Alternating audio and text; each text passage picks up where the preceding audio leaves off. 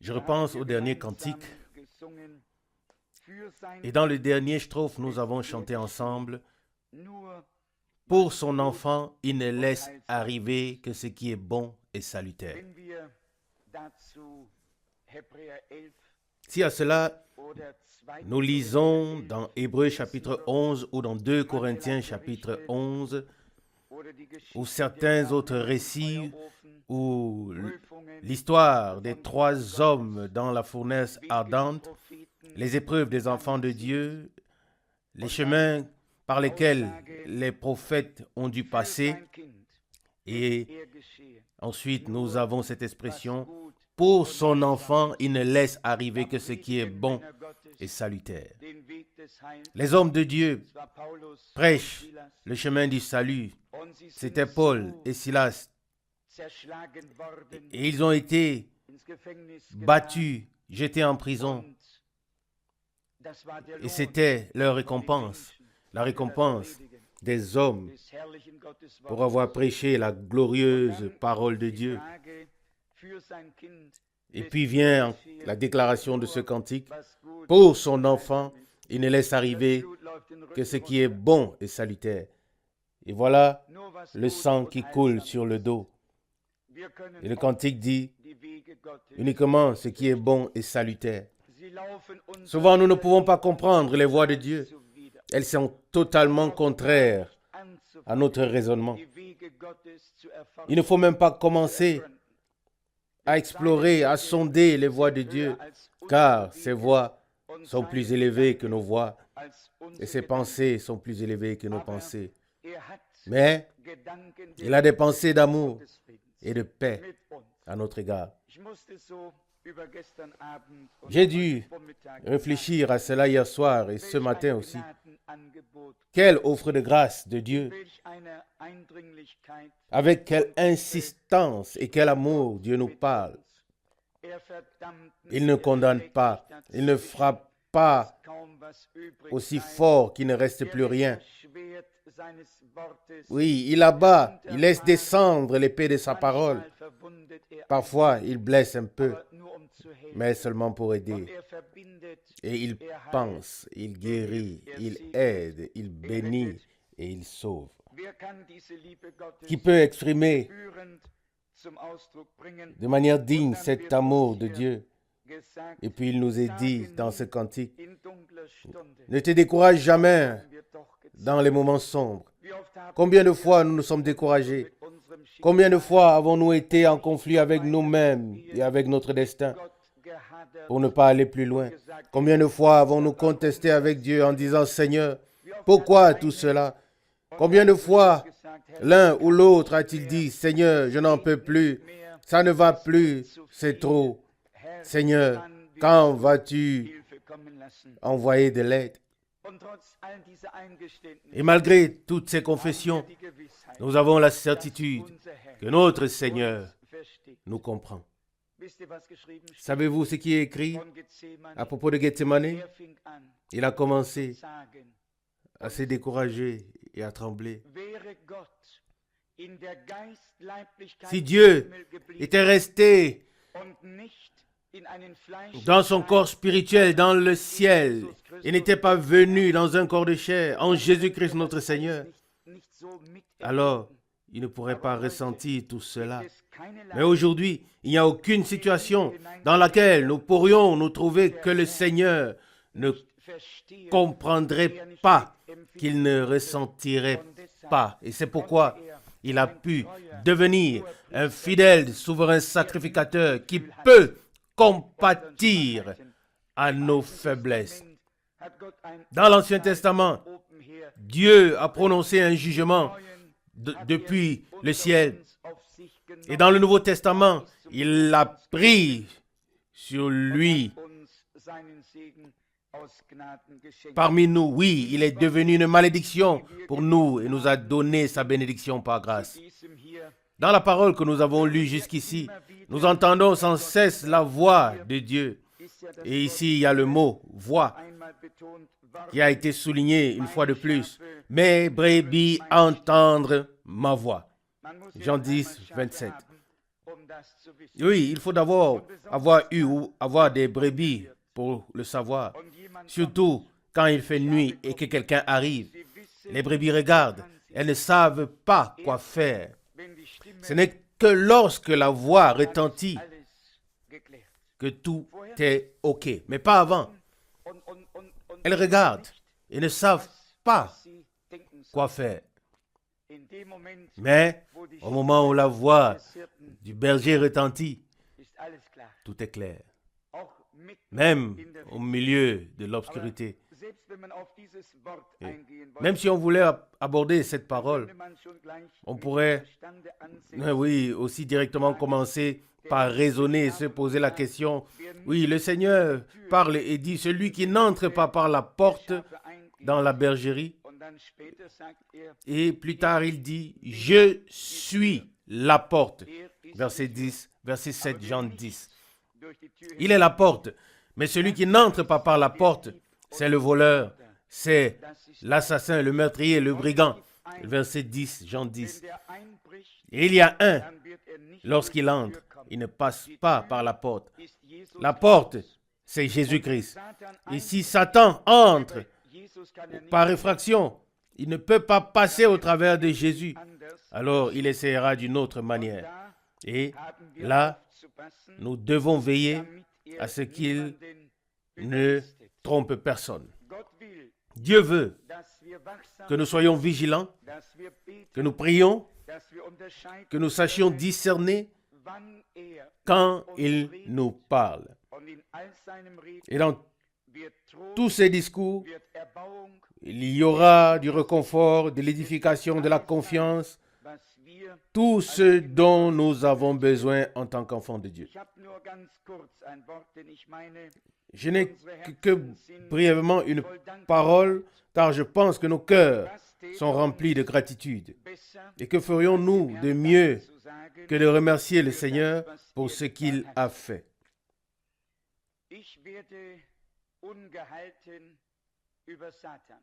Oui, contre Satan, je suis sans frein. L'ennemi de nos âmes, à qui nous prêtons parfois trop d'attention, qui nous trompe assez souvent, qui nous mène par le bout du nez, de sorte que nous ne fassions pas entièrement, totalement confiance au Seigneur, que nous ne considérions pas sa parole comme vraie en tout. Nous devons garder à l'esprit qu'il s'agit d'un ennemi vaincu. Il avait le pouvoir. Il avait même le pouvoir sur la mort. Mais vous savez, c'est écrit dans l'Épître aux Hébreux. C'est un passage que je ne voulais pas lire. Mais, puisque nous sommes sur ce sujet, voici ce qui est écrit dans Hébreux chapitre 2,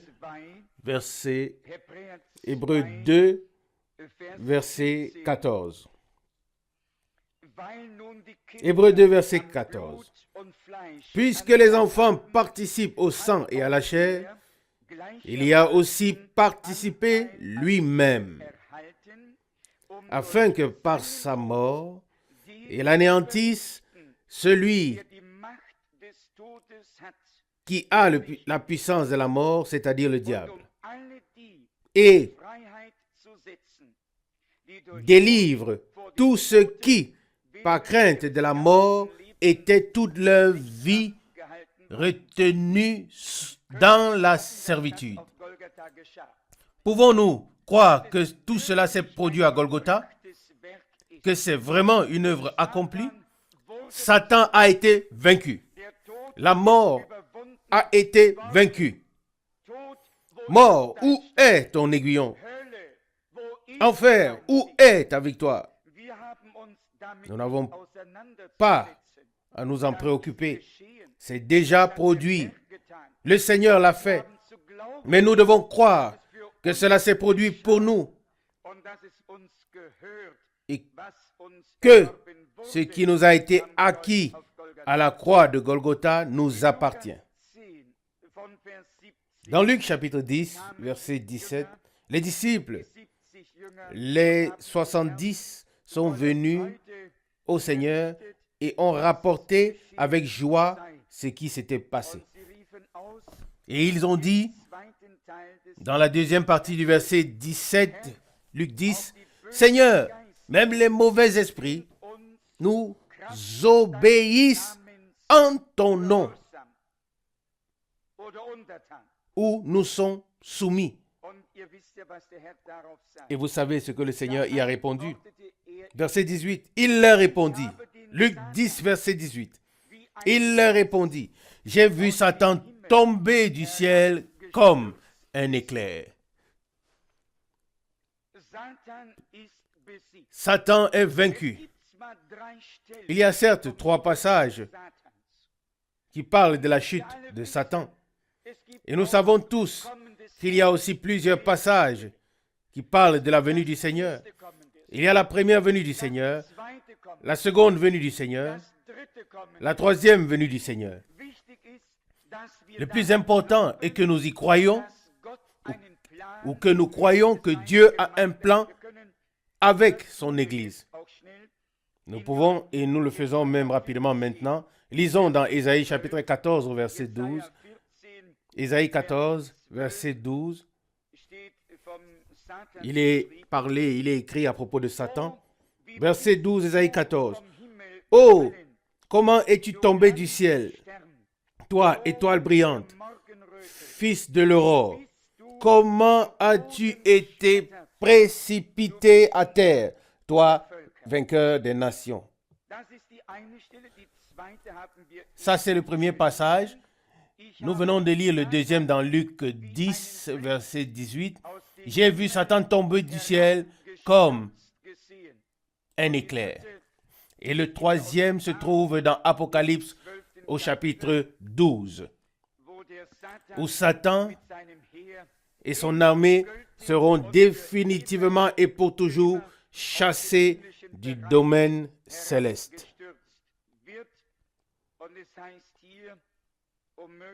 Et il est dit ici, pour lire le moins possible, au verset 10, Apocalypse chapitre 12, Apocalypse chapitre 12, verset 10.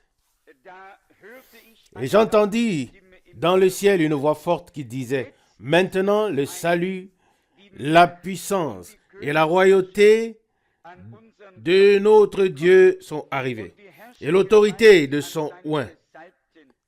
Car l'accusateur de nos frères, qui les accusait devant notre Dieu jour et nuit, a été précipité. »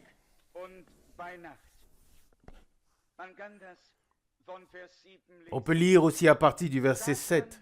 Satan, qui a été précipité au commencement et qui, depuis le jardin d'Éden, sème le malheur sur la terre en tant que prince de ce monde, a été vaincu et est dominé par le Christ. Et le Seigneur dit, dans Luc 10, verset 18, « J'ai vu Satan tomber du ciel comme un éclair. » Nous avons tous certainement déjà expérimenté ou vécu ou vu un orage et vu comment un éclair peut s'abattre. En un instant, il vient, il est là, puis il disparaît, non pas lentement et silencieusement, mais comme un éclair, il a été précipité. C'est pourquoi le Seigneur a pu dire dans la suite au verset 19, Luc 10, « Vous savez que je vous ai donné le pouvoir de marcher sur les serpents et sur les scorpions et le pouvoir sur toute l'armée de l'adversaire. Et il ne pourra vous faire aucun mal. » Amen. Satan peut causer des ravages. Il peut tout détruire, déchirer, disperser, comme dans le cas de Job. Mais il ne peut pas toucher notre âme. Il ne peut pas toucher notre vie, car nous avons été destinés à voir la gloire de Dieu. Nous lui avons été arrachés. Il peut bien vouloir laisser cours à sa colère.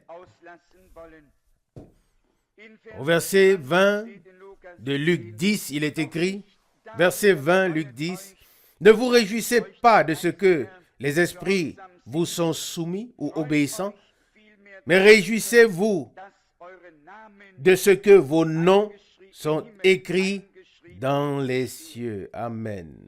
Quel privilège pour l'homme qui peut se réjouir de ces deux choses. D'une part, que nos noms sont écrits dans les cieux, et d'autre part, que Satan a été vaincu, précipité, et que notre Seigneur, en tant que semence de la femme, lui a écrasé la tête, lui, le serpent ancien.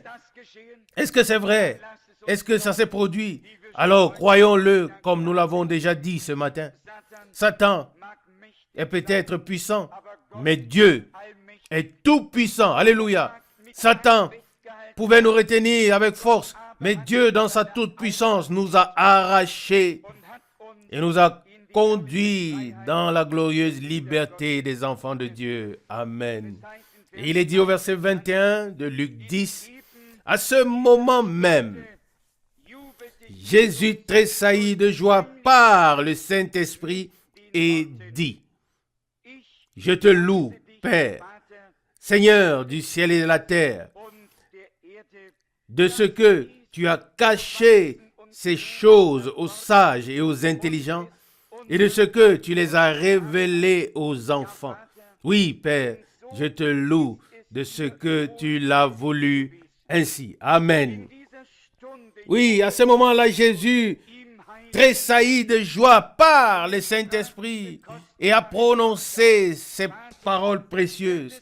Père, Seigneur du ciel et de la terre, je te loue de ce que tu as caché ces mystères. Mais quel mystère? Quel mystère? Que tu l'as caché aux sages et aux intelligents, mais que tu l'as révélé aux enfants. Ça doit nous avoir été révélé par Dieu. Toute la rédemption et même la révélation de Dieu en Christ est une révélation qui doit nous être accordée à toi et à moi. Tant que nous abordons la question ou la chose uniquement avec notre intelligence, cela ne fonctionne pas. Ce qui est divin doit être jugé de manière divine. Ce qui est spirituel doit être compris de manière spirituelle. Et dans le royaume de Dieu, nous n'avons pas affaire à des choses terrestres, mais à Dieu et à ce qu'il a promis et à ce qu'il fait. Amen. Portons cette révélation divine dans nos cœurs. Satan a été jugé. Je vous le lis afin que vous le sachiez ou que vous sachiez que c'est écrit, car ça fait partie de la proclamation ou du cœur de la proclamation de l'Évangile. Dans Jean au chapitre 16 se trouvent des paroles merveilleuses. Jean chapitre 16 à partir du verset 12.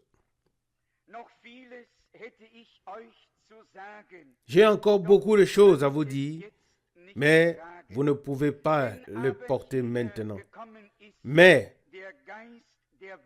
lorsque le Consolateur sera venu, l'Esprit de vérité, il vous conduira dans toute la vérité, car il ne parlera pas de lui-même, mais il dira tout ce qu'il aura entendu et il vous annoncera les choses à venir. Verset 14. Il me glorifiera, car il prendra ce qui est à moi et vous l'annoncera. Ce que je voulais lire, ce sont les versets où il est écrit qu'il ouvrira les yeux du monde sur le péché parce qu'ils ne croient pas en moi. Oh, c'est juste avant au verset 10. Excusez-moi.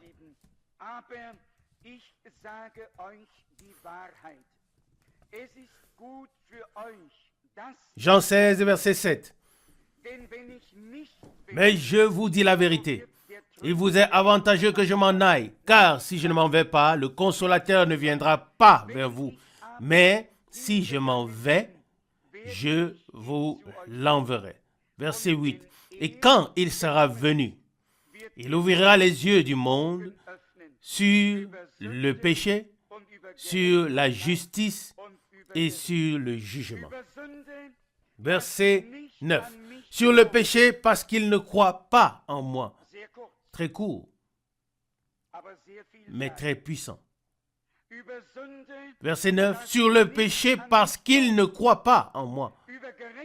Sur la justice parce que je vais vers le Père et que vous ne me verrez plus. Romains 5. Étant donc justifiés par la foi, une justification divine par Jésus-Christ notre Seigneur, et après cette justification,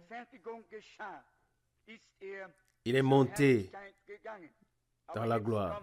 Même maintenant vient le verset 11. Sur le jugement, parce que le prince de ce monde a été jugé. Oui, nous devons le comprendre. Tout comme Moïse a élevé le serpent d'airain dans le désert, Christ a été crucifié. Et par lui, le péché, Satan, qui a toute la responsabilité, qui est de toute façon responsable de tout, Satan a été jugé et il a été précipité du ciel comme un éclair. La rédemption est accomplie. Le combat a eu lieu. Il est dit ici que le Saint-Esprit nous ouvrira les yeux sur le péché, la justice et le jugement. Et le verset 9 dit sur le péché parce qu'il ne croit pas en moi. Vous pouvez le lire dans Jean chapitre 8. Si vous ne croyez pas ce que je suis, vous mourrez dans vos péchés. Jean 8, verset 24. Nous devons croire qu'il est le je suis et qu'il est venu pour expier le péché et nous faire du bien. Amen. Mais ici, il s'agit du jugement. Verset 11. Sur le jugement parce que le prince de ce monde a été jugé. Dans l'évangile de Luc, nous avons lu que maintenant a lieu le jugement du prince de ce monde. Dans Jean chapitre 12, 31. Et j'ai vu Satan tomber comme un éclair. Luc 10, verset 18. Tout cela s'est accompli. Maintenant, le Saint-Esprit doit nous ouvrir les yeux là-dessus. Et le Seigneur dit, Luc 10, verset 21, « Je te loue, Père, Seigneur du ciel et de la terre, de ce que tu as caché ces choses aux sages et aux intelligents, et de ce que tu les as révélées aux enfants. Oui, Père, je te loue de ce que tu l'as voulu ainsi. Amen. » Lisons dans Luc 10, à partir du verset 17, et nous saurons à quoi le Seigneur s'est référé, à quoi il faisait référence. Bien-aimés, nous devons et nous pouvons croire en une œuvre de rédemption accomplie et achevée. Nous sommes rachetés. Le prix a été payé.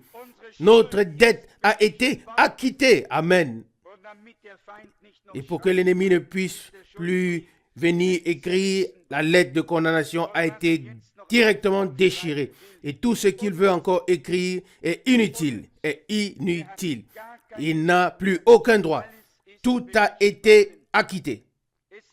Mais il faut que l'Esprit nous révèle que nous avons affaire à une œuvre de rédemption accomplie. Amen.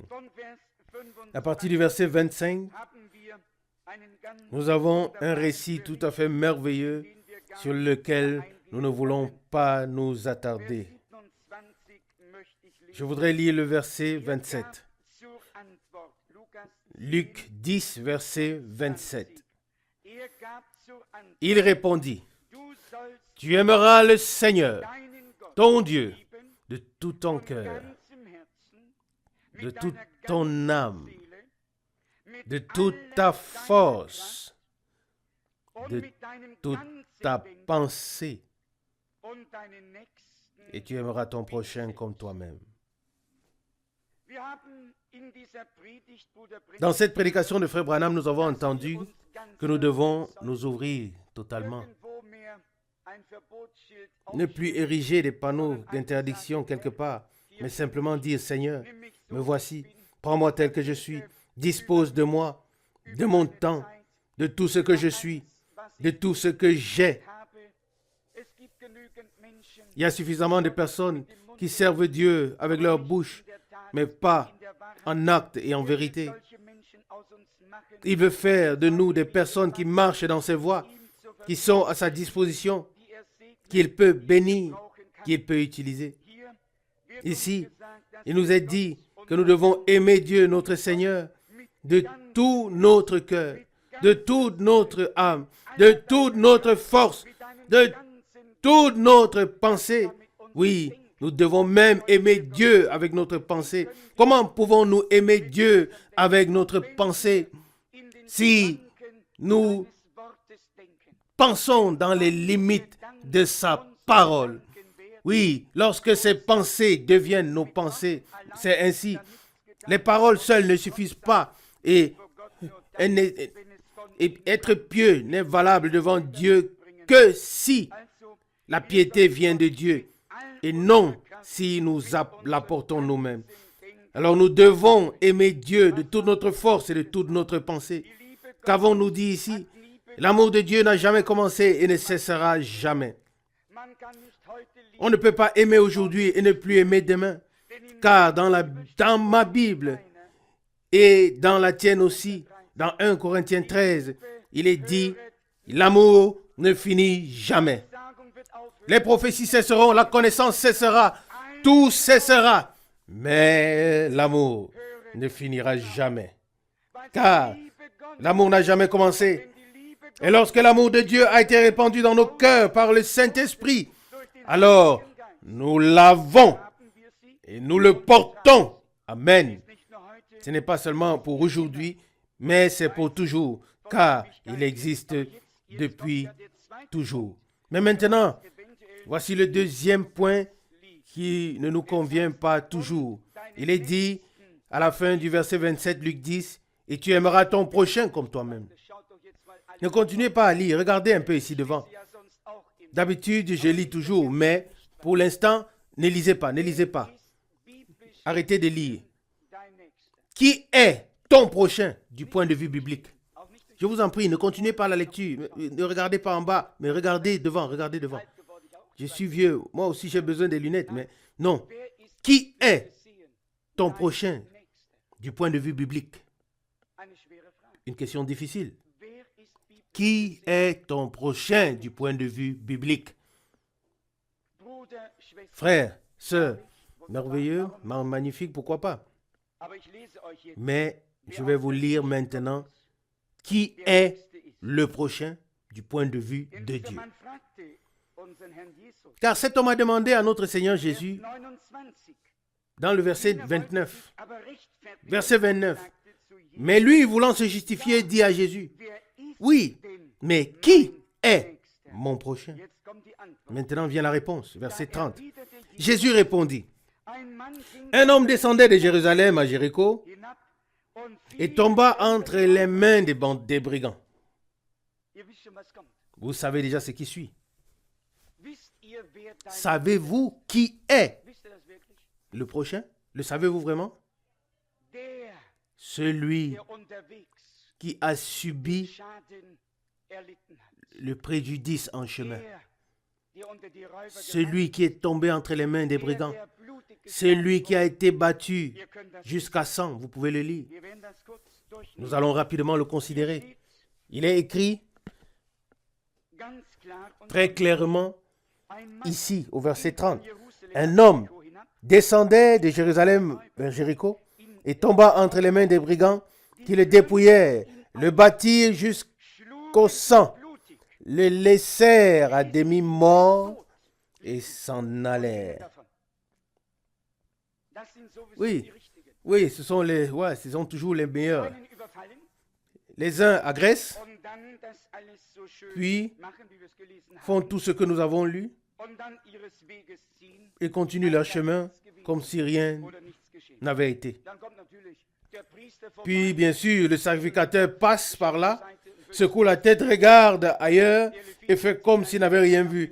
Le Lévite dit, bon, je devrais peut-être, mais je préfère ne pas le faire. Et il continue son chemin. Et puis le Samaritain vient aussi, qui a peut-être lui-même été une victime des brigands et qui savait déjà ce que c'était que de recevoir de l'aide. Et il a eu de la compassion. Un être humain doit avoir personnellement fait l'expérience de la compassion divine pour que cette personne puisse la manifester envers d'autres, afin que cette compassion puisse jaillir et se manifester pour les autres. Sinon, nous nous contenterons de secouer la tête et de penser, eh bien, il a eu de la malchance, il a été roué de coups, il est couvert de sang, il est à demi-mort dans la fosse, mais ce n'est pas moi qui le lui a fait, alors je continue mon chemin. Écoutez ce qui arrive, écoutez ce qui va suivre. Vous pourrez tous lire vous-même ce qui s'est passé dans le temps, mais le verset 36, il est dit, selon toi, quel est de ces trois, ou quel de ces trois semble être le prochain de celui qui est tombé dans les mains des brigands? Verset 37, il répondit, celui qui a fait preuve de miséricorde envers lui. Et Jésus lui dit alors, va et fais de même. Amen. L'homme voulait être sauvé, ou plutôt, c'était le docteur de la loi qui voulait éprouver le Seigneur. Il y avait toujours des gens autour de lui. Mais cette histoire m'a beaucoup touché personnellement et je pense qu'elle a beaucoup à nous dire. Aimer Dieu par-dessus tout, de tout notre cœur, de toute notre âme, de toute notre pensée, de tout ce qui est en nous, et aimer notre prochain comme nous-mêmes. S'il avait voyagé dans sa Cadillac de Jérusalem à Jéricho sans qu'il ne lui arrive quelque chose, alors aucune aide n'aurait été nécessaire. L'homme était en route. Il a été agressé, dépouillé, puis battu et laissé à demi-mort. Et les auteurs du crime ont poursuivi leur chemin. Le sacrificateur, c'était un homme pieux qui savait si bien enseigner les autres de ce qu'ils devraient faire, mais son enseignement ne dépassait pas les 4 murs de la synagogue. Voilà. Et il a passé son chemin. Et la Bible dit, si par hasard un sacrificateur descendait cette route, il le vit coucher et passa son chemin. Même chose pour le Lévite qui arrivait à cet endroit, le vit et passa aussi son chemin. Les deux sont passés parce qu'ils étaient des hommes pieux. Ils participaient au service, que ce soit dans le temple ou dans la synagogue. Ils n'avaient pas de temps à consacrer à cet homme qui gisait couché au bord de la route. Ils voulaient prêcher ou accomplir un bon service dans la maison du Seigneur. Oh. Verset 27, Luc 10, tu aimeras le Seigneur ton Dieu de tout ton cœur, de toute ton âme, de toute ta force, de toute ta pensée. Et tu aimeras ton prochain comme toi-même. Et cet amour a été manifesté par la miséricorde. Amen. Voici ce que le Seigneur a dit ici. Verset 37. Il répondit, celui qui a fait preuve de miséricorde envers lui. Jésus lui dit alors, va et fais de même. Amen. Les sentiments de Jésus sont des sentiments qui ne méprisent pas les hommes, mais qui les relèvent et qui prend soin d'eux. L'homme n'a pas seulement été trouvé, il a été pris en charge. L'huile et le vin lui ont été versés sur ses blessures. Il a été soigné. Bien-aimés, si nous en arrivons au point où nous, en tant que membres du corps de Jésus, nous sommes tellement liés les uns les autres que nous sentons où se trouve notre prochain. Quand quelqu'un est tombé entre les mains des brigands, quand il a été dépouillé, quand il a subi un préjudice, que nous ne passions pas notre chemin et que nous ne nous jetons pas sur lui, mais que nous veillons à ce que les blessures soient pansées et qu'il puisse être guéri. Il y a une parole dans le prophète Ézéchiel au chapitre 16 qui s'applique à nous tous, au verset 6. Ici, il est écrit Ézéchiel, chapitre 16, verset 6. « Je suis passé près de toi et je t'ai vu baigné dans ton sang et je t'ai dit, lorsque tu gisais dans ton sang, tu vivras. » Amen. Oui, je t'ai dit dans ton sang, reste en vie. Amen. Qu'est-ce que c'était? Nous étions tous comme ça aux yeux de Dieu, comme celui qui était tombé entre les mains des brigands. Et si tout le monde était passé, secouant peut-être la tête, il y a un qui n'est pas passé, c'était notre Seigneur. Amen. Il nous a accordé sa miséricorde et sa grâce divine. Il nous a vus giser dans notre sang. Et il a dit, tu vivras. Amen. Et par grâce, nous avons reçu la vie éternelle. Dieu a conclu une nouvelle alliance avec nous à Golgotha. Et nous pouvons être certains que toutes les promesses qu'il a faites s'accompliront. Hier, lorsque Frère Branham a dit avec sincérité et honnêteté absolue que moi aussi, bien que je l'ai écrit, je n'ai pas bien compris le Seigneur ou je n'ai pas agi exactement selon ses instructions. Oh, j'ai dû penser à moi-même. C'est une chose d'entendre la parole du Seigneur, d'entendre la voix du Seigneur. Et c'en est toute une autre de la comprendre à 100% et d'agir en conséquence, de la mettre en pratique, de l'exécuter. Et dans ces moments-là, j'ai comme un coup dans le cœur. Et je pense en particulier aux dernières paroles qui m'ont été adressées et ce qui était avant et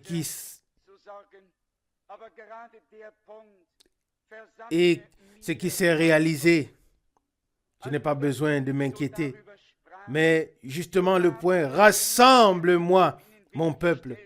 Lorsque Frère Branham en a parlé, même comment l'ange du Seigneur s'est mis en travers de son chemin et l'a répété. Ne t'ai-je pas dit d'aller d'abord en Afrique et puis en Inde? Et il dit, ô Seigneur, je ne suis pas digne d'être ton serviteur. Si cela te convient, retire ton esprit de moi et place-le en quelqu'un d'autre qui pourra mieux le faire.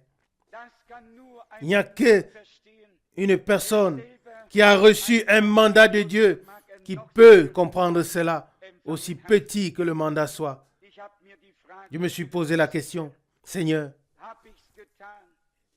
l'ai-je fait? Oui, comment dois-je le faire?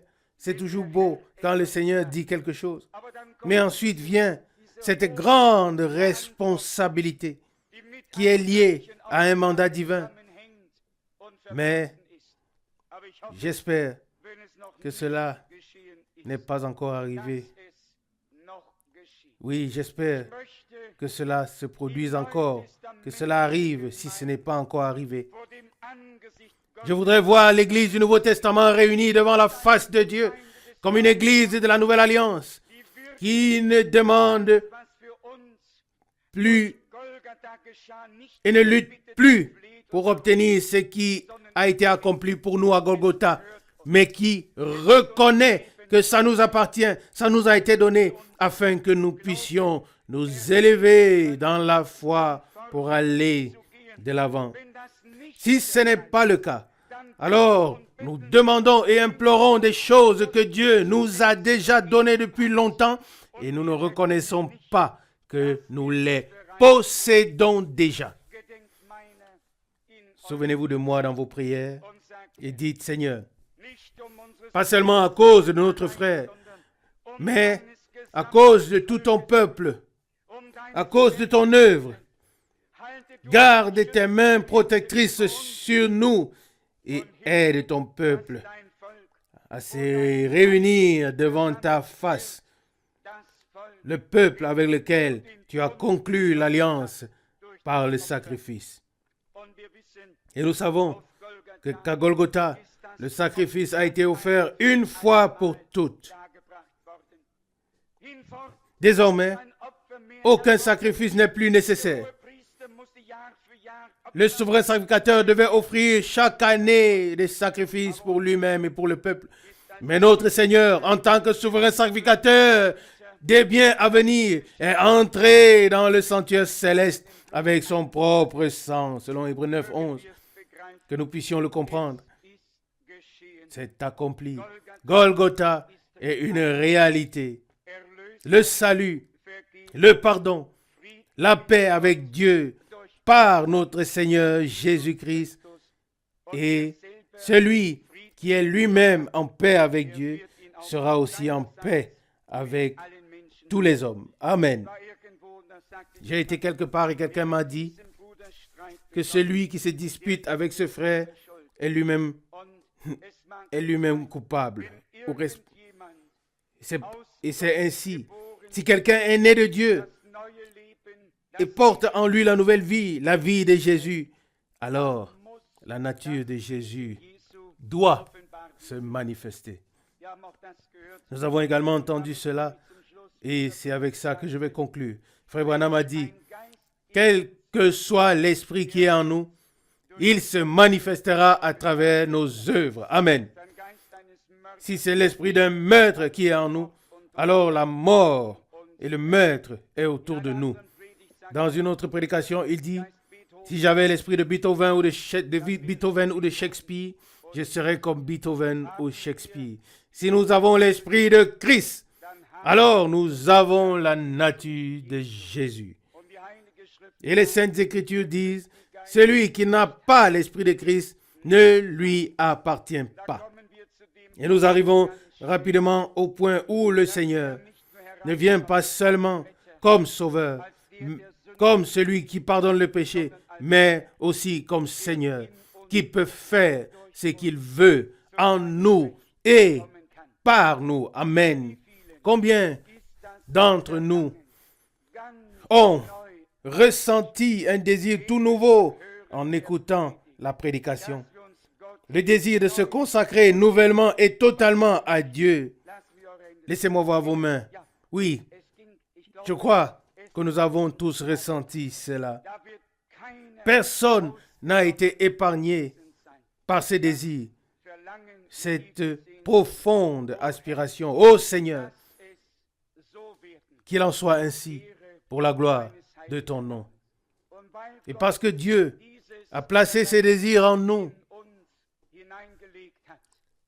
il l'exaucera. Amen. Car il a fait la promesse dans sa parole et nous y croyons. Amen. Amen.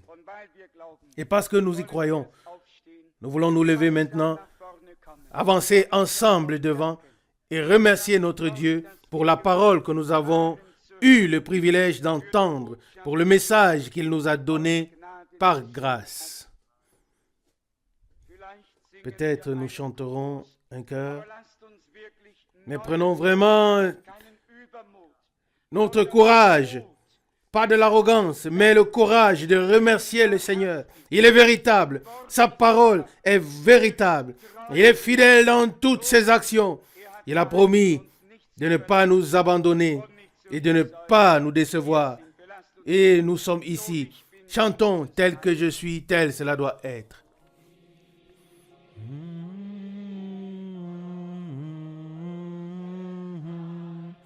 tel que je suis, tel cela doit être. Non pas ma force, mais toi seul. Ton sang me lave de mes péchés. Ô agneau de Dieu, je viens. Oui, je viens.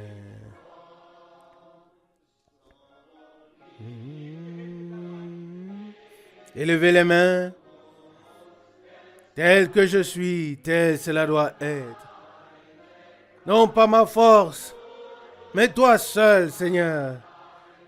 Ton sang me lave, pur des péchés. Ô agneau de Dieu, je viens. Je viens. Alléluia. Alléluia. Je suis racheté par son sang. Alléluia. Alléluia. Comme je suis heureux. Alléluia. Alléluia. Le Sauveur est mien. Alléluia. Comme c'est beau d'être sauvé. Alléluia. Amen. Je suis racheté par son sang. Alléluia. Alléluia. Comme je suis heureux. Alléluia. Alléluia. Le Sauveur est mien. Alléluia. Comme c'est beau d'être sauvé. Bien-aimés, nous avons entendu la précieuse parole, la sainte parole de Dieu. Et ce n'est pas la parole des hommes, mais c'est la parole de Dieu. Et parce que c'est la parole de Dieu, c'est oui et amen. Nous y croyons. Même si l'ennemi veut nous retenir, il ne le peut pas. Celui qui est plus fort est venu et nous a arrachés. Et maintenant, Jean écrit, celui qui est en vous est plus fort que celui qui est dans le monde. 1 Jean 4, verset 4. Le croyons-nous? Amen. C'est ainsi que c'est écrit. L'un peut être puissant, mais l'autre, il est tout puissant. Et le Tout-Puissant habite dans nos cœurs par la foi pour défendre en nous ce qu'il a acquis pour nous afin que rien de cela ne soit perdu. Ce week-end doit nous avoir affermis, fortifiés dans la foi pour bien longtemps. C'était puissant. Et aussi les paroles qui ont été lues. Si cela nous semble impossible, cela devrait-il être impossible à Dieu? Non. Et encore non. Ce qui était impossible pour toi et pour moi jusqu'à aujourd'hui, parce que toi et moi avons essayé de le faire. Maintenant, laissons-le entre les mains de Dieu et voyons comment il peut faire la chose. Tant que nous essayons de le faire nous-mêmes, il nous laisse faire. Mais lorsque nous ne pourrons plus et que nous allons dire, Seigneur, fais-le maintenant. Je retire mes mains, je ne peux plus. J'ai essayé et ça n'a pas marché. Maintenant, toi, fais-le. Et alors, oui, alors la chose se produira. Et alors, nous nous étonnerons soudainement et nous lui rendons à lui la gloire. Car nous savons que c'est lui qui l'a fait et non pas nous. Non, nous avons été humiliés afin de ne pas être humiliés devant le Seigneur. Louange et remerciements soient rendus à notre Dieu. Je pense que nous ne devrions pas être interpellés pour remercier ou pour prier aujourd'hui. Mais nous le devons à notre Dieu. Nous devons à notre Dieu la gloire. Car, voyez-vous, lorsque notre Seigneur s'est réjoui en esprit et a dit, Père, je te loue de ce que tu as cassé ces choses aux sages et aux intelligents et de ce que tu les as révélées aux petits. Maintenant, les petits à qui cela a été révélé doivent dire de la même manière, Père, nous te remercions, nous te louons de nous l'avoir révélé, de me l'avoir révélé, car c'est accompli. Il doit y avoir un écho, une résonance en nous. Et croyez-moi, Dieu est très proche de nous aujourd'hui. Nous pouvons sentir sa présence.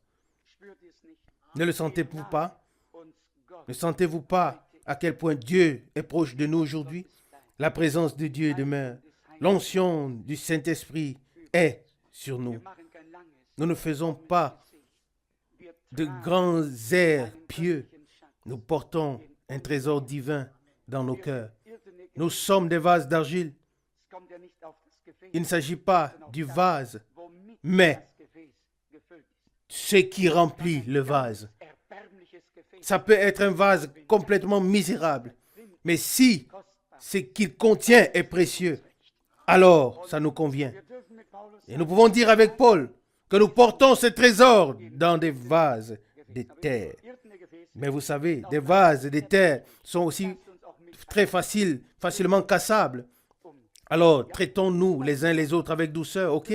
Traitons-nous les uns les autres avec douceur.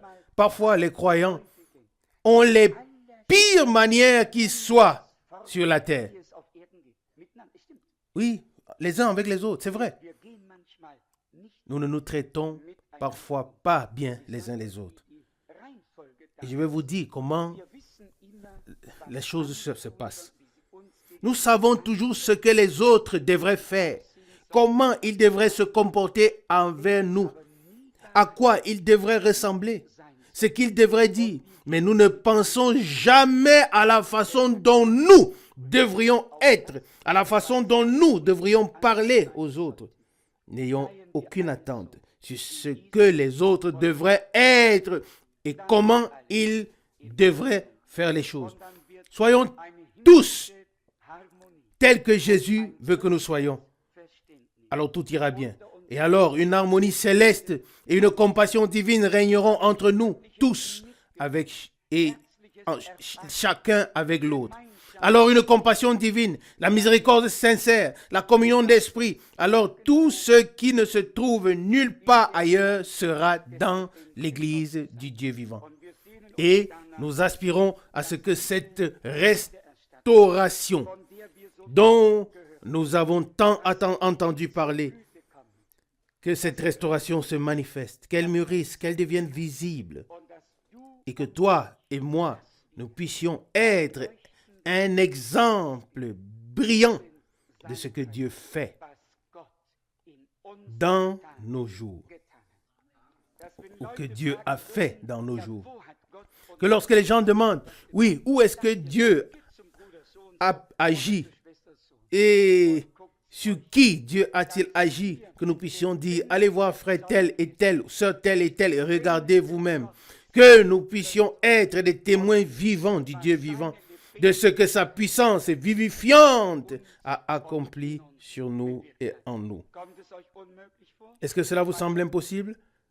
Non, pas pour Dieu. Et parce que nous croyons Dieu, nous avons reconnu que ce n'est pas à nous de le faire. Nous nous mettons à la disposition de Dieu afin qu'il le fasse. Mais une chose est certaine, Dieu a mis en nous une telle faim qu'il doit bientôt satisfaire.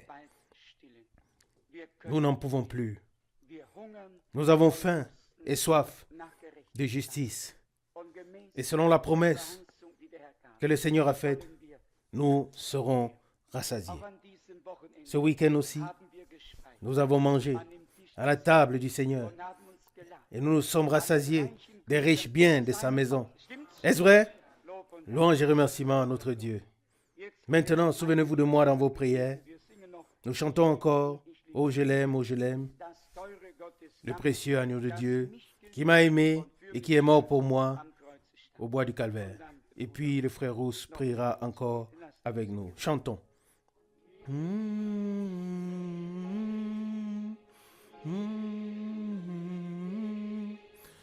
Oh, je l'aime, oh, je l'aime, le précieux agneau de Dieu qui m'a aimé et qui est mort pour moi au bois du Calvaire.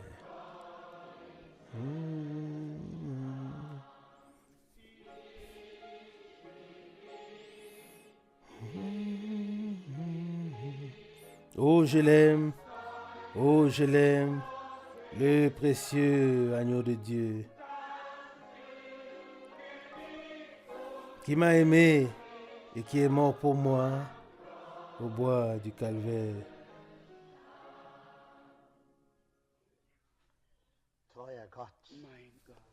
Dieu fidèle, nous te remercions pour ce temps de grâce et pour ces heures de grâce et pour la bénédiction que nous avons pu